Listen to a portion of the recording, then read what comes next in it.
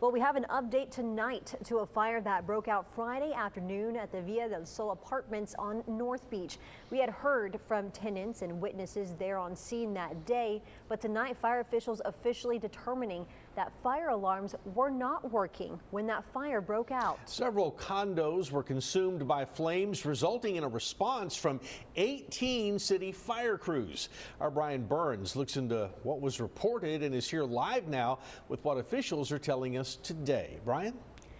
Well, Mike, Leslie, 15 units at the Villa del Sol condos on North Beach were burned after flames broke out around 2 o'clock.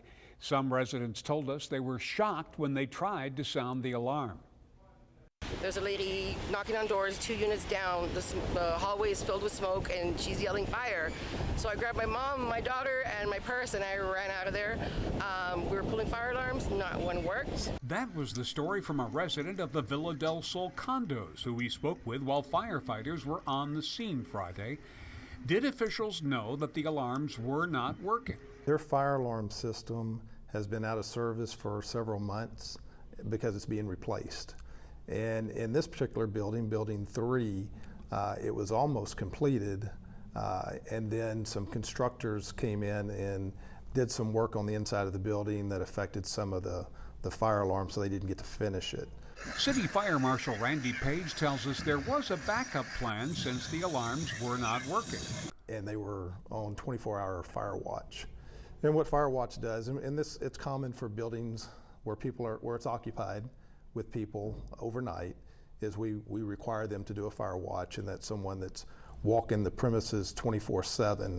Page says the employee was doing rounds when the fire broke out. See or smell smoke. They have 3 main duties. That's one of them is to, roam and look around for the fire if there is a fire.